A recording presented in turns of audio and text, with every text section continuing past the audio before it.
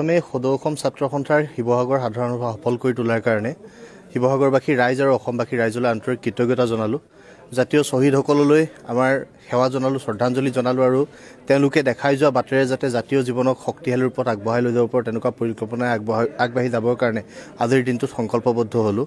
শিৱসাগৰ সাধাৰণ সভা সৰ্বাংগ সুন্দৰভাৱে অনুষ্ঠিত হোৱাৰ পৰৱৰ্তী পৰ্যায়ত প্ৰতিনিধি সভাই আমাক যি দায়িত্ব অৰ্পণ কৰিছে এই দায়িত্ব অৰ্পণ কৰাৰ বাবে কেন্দ্ৰীয় নেতৃত্বৰ প্ৰতিনিধিবৰ্গলৈ কৃতজ্ঞতা ধন্যবাদ জ্ঞাপন কৰিছোঁ। আৰু আহিব লগা দিনত সদৌ অসম ছাত্ৰ সন্থাক অসমৰ ৰাইজৰ সংগঠন হিচাপে ছাত্ৰ ছাত্ৰীসকলৰ সুৰক্ষিত শৈক্ষিক ভৱিষ্যত, জাতীয় জীৱনৰ সম্পৃক্ত যিবিলাক বিষয় আৰু অসমৰ আৰ্থসামাজিক উন্নয়ন, নিবনুৱাসকলৰ সুৰক্ষিত যি অৰ্থনৈতিক ভৱিষ্যত, এই সকলোবিলাক দিশত সদৌ অসম ছাত্ৰ সন্থাই কাম কৰিব।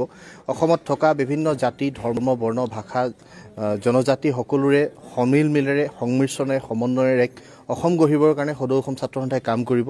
আৰু সদৌ অসম ছাত্ৰ সন্থাৰ সাংগঠনিক কৰ্মপন্থা যিধৰণে আগবাঢ়িব তাৰ সমান্তৰালভাৱে জাতীয় জীৱনৰ কাৰণে সদৌ অসম ছাত্ৰ সন্থাই কিখিনি কৰিব লগা আছে, যদি কিবা বাকী ৰৈ গৈছে ৰাইজৰ অভিভাৱকত্বই সেই কাম কৰিবৰ কাৰণে আমি প্ৰতিশ্ৰুতিবদ্ধ হৈছোঁ।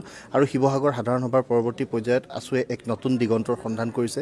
আজি শিৱসাগৰবাসী ৰাইজে যি ৰাজহুৱা সম্বৰ্ধনা অনুষ্ঠানৰ জৰিয়তে আমাক মৰম দিছে, স্নেহ দিছে, তেওঁলোকে দিয়া প্ৰতিখন গামোচাৰ প্ৰতিটো উপহাৰ মোৰ কাৰণে দায়বদ্ধতা হিচাপে লৈছোঁ। আৰু এই যাত্ৰাটোত প্ৰত্যেকটো তেওঁলোকে মোক দি যোৱা দায়বদ্ধতা শক্তিশালী ৰূপত লৈ যাবৰ কাৰণে মই অংগীকাৰবদ্ধ হৈছোঁ। আৰু আহিব লগা দিনত জাতিটোৰ কাৰণে কিবা এটা যাতে কৰি যাব পাৰোঁ, সময়ৰ বালিত যাতে নিজৰ খোজৰ চাপ এৰি যাব পাৰোঁ, তেনেকুৱা ধৰণে কাম কৰিবৰ কাৰণে প্ৰতিশ্ৰুতিবদ্ধ হৈছোঁ। মোৰ যদি বাটৰ ক'ৰবাত ভুল হয়, বাট শুদ্ধ কৰি দিবলৈ, সঠিক বাটৰ সন্ধান দিবলৈ ৰাইজক অভিভাৱকত্ব গ্ৰহণ কৰিবলৈ অনুৰোধ জনাইছোঁ।